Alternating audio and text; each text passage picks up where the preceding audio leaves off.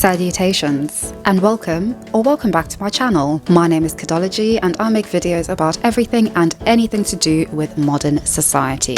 So, just in case you've been living under a rock, the defamation trial of Johnny Depp versus Amber Heard is currently underway and the internet is going ballistic. Simultaneously, The Dropout has now immortalized, sensationalized and romanticized the story of Theranos founder Elizabeth Holmes, or more specifically, the former CEO and founder of the now no more health technology corporation and startup Theranos, as well as Elizabeth's toxic, turbulent relationship with the Pakistani-American multi-millionaire Ramesh Sunny Balwani. So obviously, whilst this is all playing out on Tumblr and TikTok, homies are apparently a thing, it got me thinking about several factors. Why are all these older men marrying or cohabiting with much younger women relative to them? Why is the label of victimhood being so readily used and abused by individuals, specifically individuals with vested interests, pursuing some form of retribution or retributive justice? And also, why do we love finding and pounding on individual scapegoats rather than addressing the broader, hyper-complex societal ills that are truly responsible for such specific examples of pretty abhorrent behavior? And finally,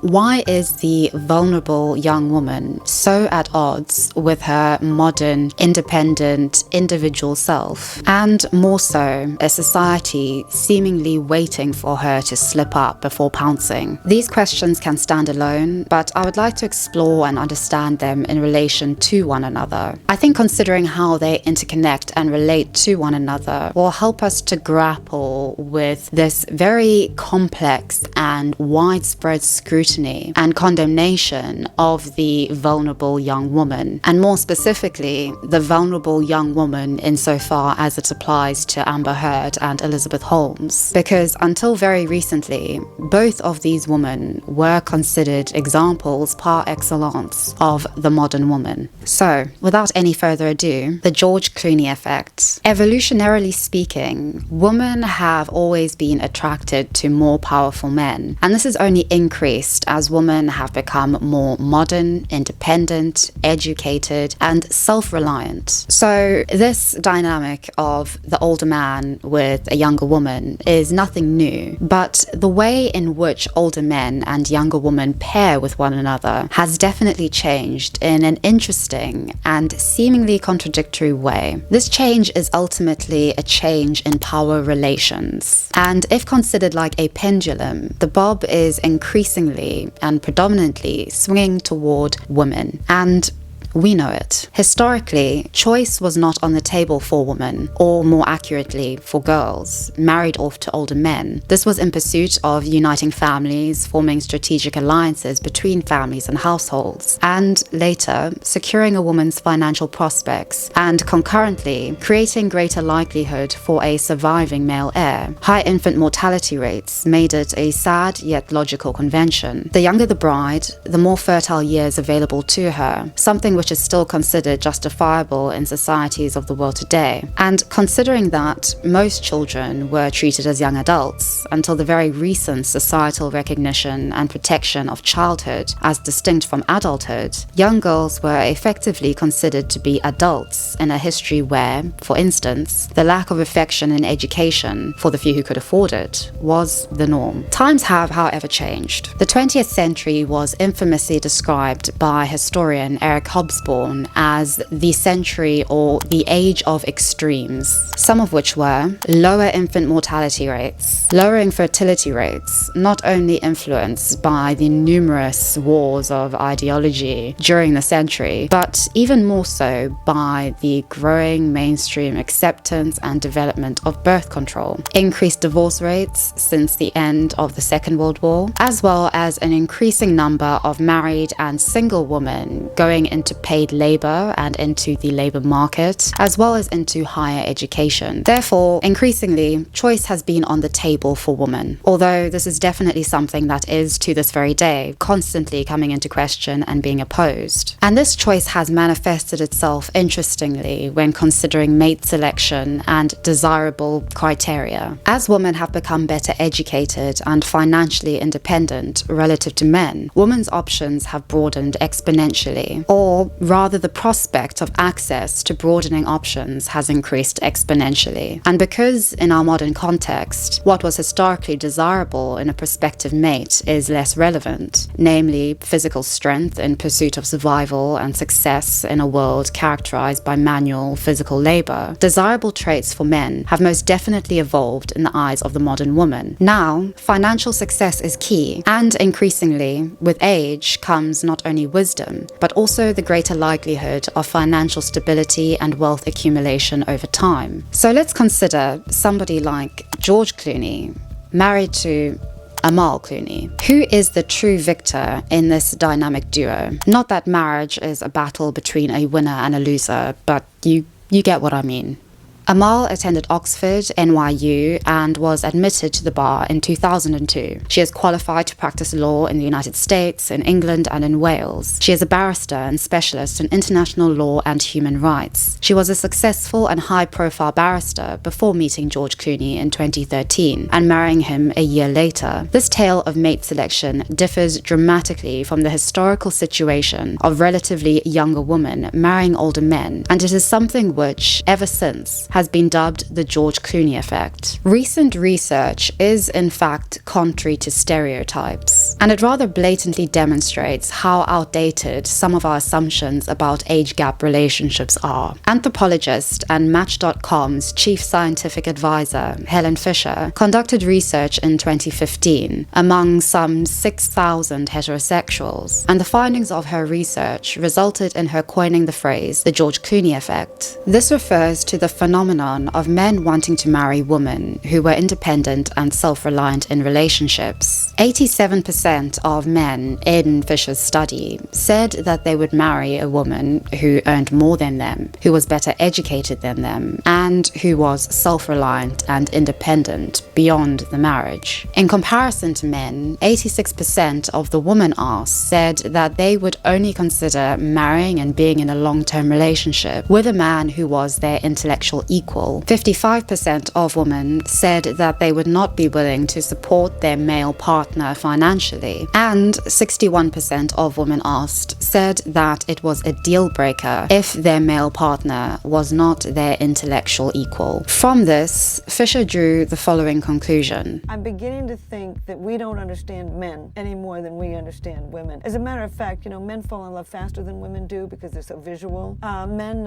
are more dependent on their girlfriends and wives because they've got fewer intimate connections with other men. Men are 2.5 times more likely to kill themselves when a relationship is over, and men are more likely to remarry after a spouse has died or deserted them. So I think as we come to understand women, I think we are also going to come to understand men. Americans are absolutely convinced women are more romantic. Actually, men fall in love more often, and they fall in love faster. They want more public displays of affection, want to introduce their partners to friends and family sooner, and want to move in together before the woman does. Well, I never. So let's go back to who wins in the Clooney duo. Looking at it strategically, Amal has actually settled and compromised. She has it all, insofar as independence, self-sufficiency, educational and intellectual prowess, as well as the upper hand when it comes to the very physical and less rational factors of mate selection. She is relatively younger and, by virtue of her age, more attractive. And, I mean, just look at her.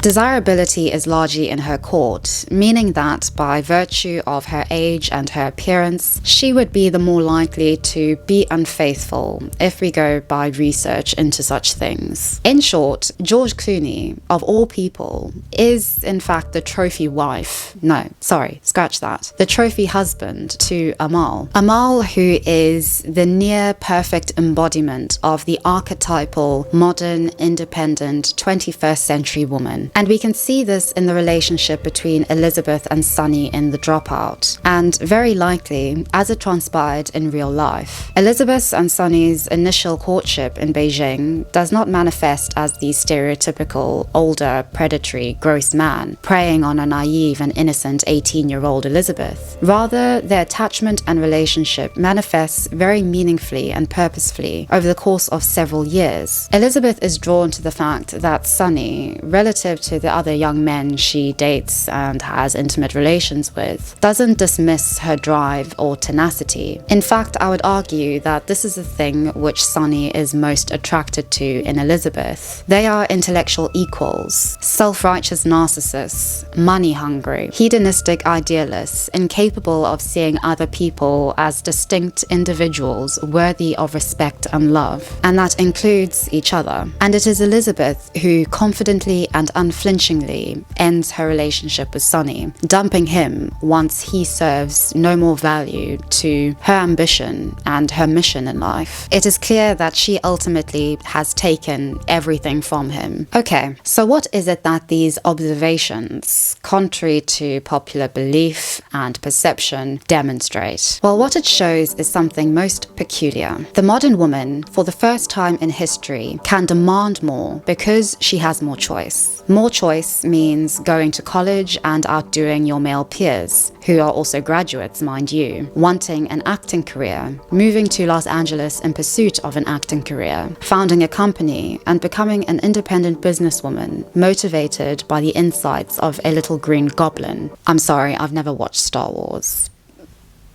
Amber vis-à-vis Elizabeth, victimhood and the modern independent woman in the public and legal courtroom. Amber Heard was in her late 20s when she started dating Johnny Depp. He describes falling in love with her when they had to kiss for the first time on set, demonstrating that point which Fisher made, that men fall in love before and faster than women do. Initially, this made me raise an eyebrow for obvious reasons. I mean, Johnny Depp was an A-list celebrity who had far greater success both financially and professionally than Amber Heard, and yet she initially refused him. And this gives some credibility to Fisher's findings. That is, modern men don't desire damsels in distress, and women don't want breadwinners. Modern marriage is a partnership, and both men and women expect their partners to be at least their equal intellectually and personally. Woman's marital value has shifted, or I think more accurately broadened, because women still perform and do the stereotypical womanly things. It's not like men are doing housework, let's be real. So our marital value has broadened exponentially from being relegated to simply childbearing, rearing, and maintaining a household and family into all domains of modern society. Amber, for instance, didn't marry Johnny in order to birth babies.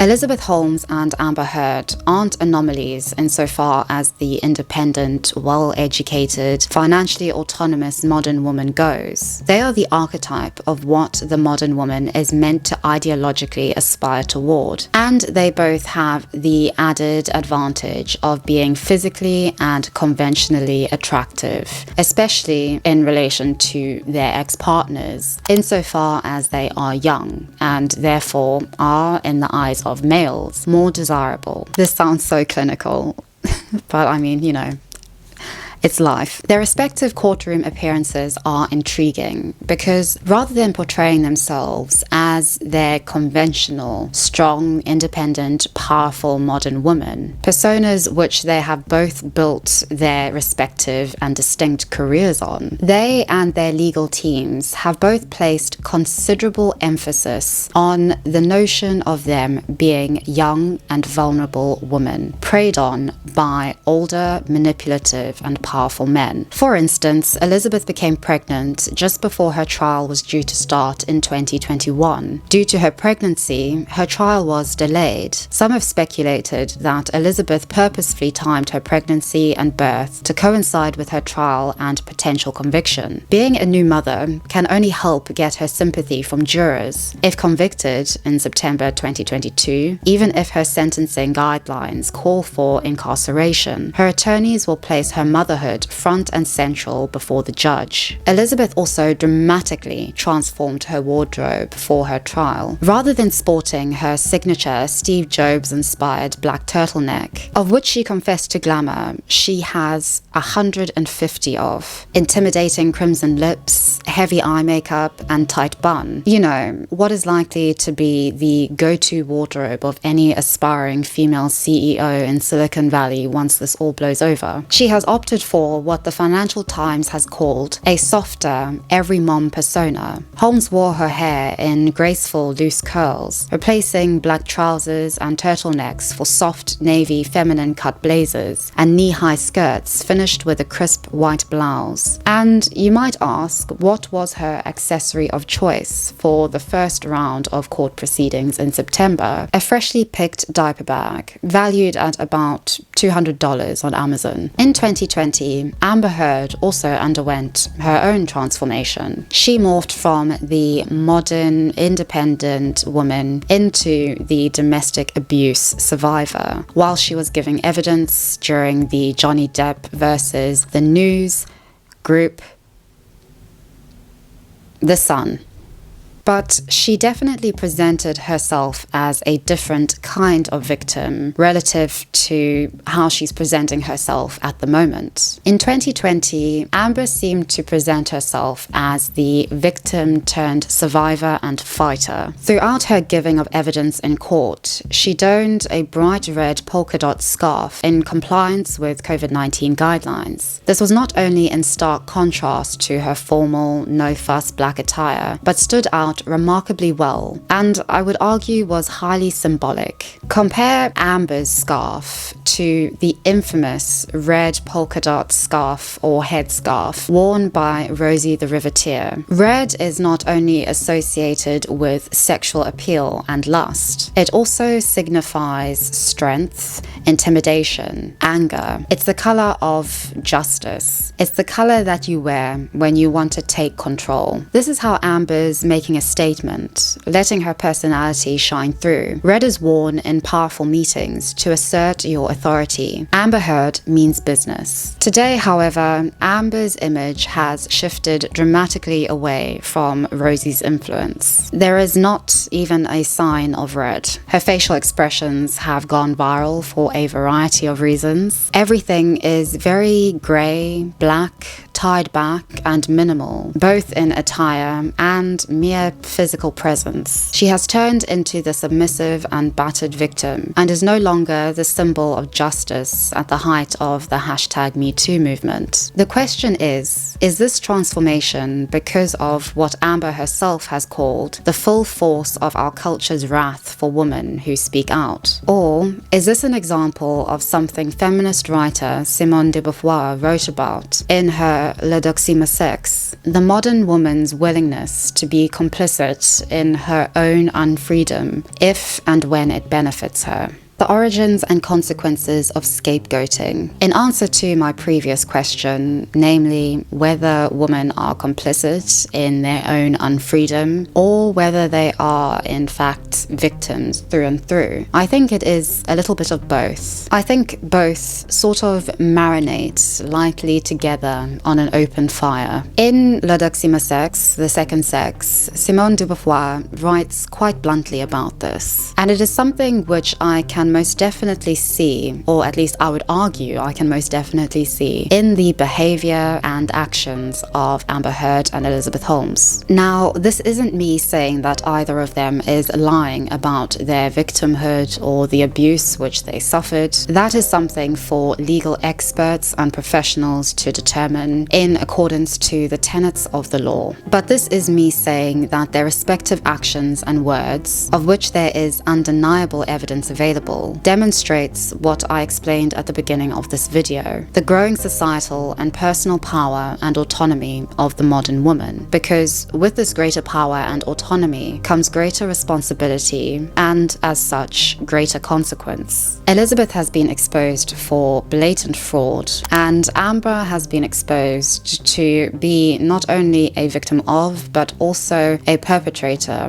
of domestic violence and abuse. And what is clear when observing their actions and the evidence behind those actions in the aftermath of both of their exposés is that they are not willing to take responsibility for not only their actions, but for the newfound autonomy and power which women have. They are not willing to take responsibility for the newfound power and leveraging offered the theoretical modern woman. Instead, I would argue that they have opted to revert back to the stereotypical woman as victim, and more specifically to the vulnerable young woman preyed on and a victim to a powerful, older, manipulative man. However, this isn't necessarily their fault, and I think both points can be true at the same time. This is where I believe scapegoating comes into the picture. Throughout history, women have been the other relative to men's ability to realize themselves in absolute terms as a subject. In 1949, Simone wrote, "Even though her condition is changing, woman is heavily handicapped. Even when her rights are recognized abstractly, long-standing habit keeps them from being concretely manifested." Interestingly, de Beauvoir is certain of two things. One, that men have historically relegated women to the position of inferior other, and that this has been largely in pursuit of justifying and giving credibility and meaning to their own status as a autonomous, all-encompassing whole subject and person. However, she secondly is adamant that the man who sets the woman up as an other will thus find in her a deep complicity, meaning that the modern woman not only accepts her position as man's dependent, passive counterpart, but also is prone to embrace it. Elizabeth and Amber have, according to Simone's own assertion, taken on the historical image of woman as other, despite the fact that their respective humanity is effectively denied and their freedom is effectively suppressed. And for Simone, this is all down to context and situation. What she means is that, for instance, two people like Amber and Johnny may occupy the same environment, such as the same residence in Australia or the same island on Johnny Depp's private island,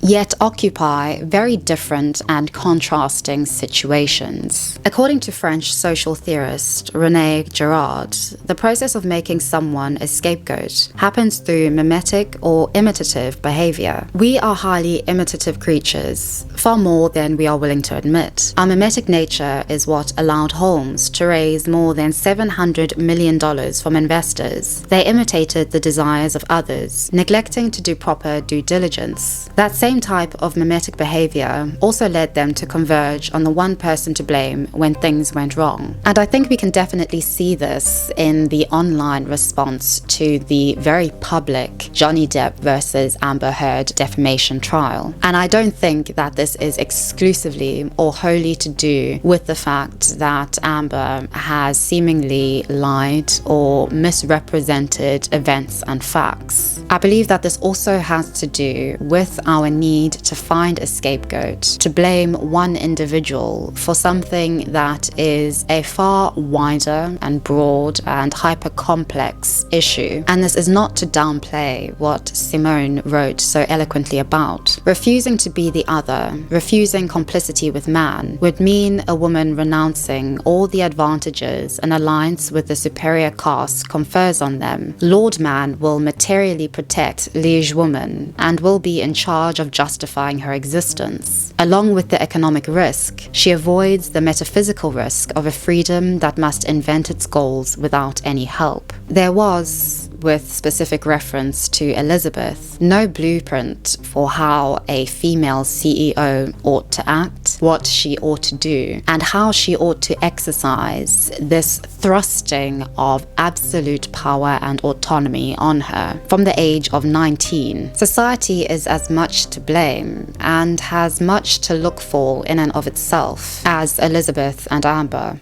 Say, they told me you were stupid. You don't sound stupid to me. I can be smart when it's important, but most men don't like it. Except Gus. He's always been interested in my brains. No. Older men are also at a disadvantage when it comes to dating a younger woman. She is more likely to be unfaithful because of an unavoidable reality. The younger woman is, by virtue of her age at the very least, more attractive than the older man. We can see this, for instance, in Johnny's belief that Amber was having an affair with James Franco, an objectively younger and more attractive male than Johnny. Johnny's jealousy is on stark display in the various text messages and recordings being played in court at this very moment. This represents another form of sexual superiority and power a young woman often finds herself with in such an age gap relationship these days. But some of the old rules of attraction and mate selection do still apply. Physical attraction remains integral, although with men, attractiveness is heavily connected to financial success and assets. Just look at Donald Trump or the late Robert Mugabe. But let me know what you think. Thank you so much for watching. Thank you so much, as always, to my very generous and very patient patrons. And I will see all of you very soon in the next one.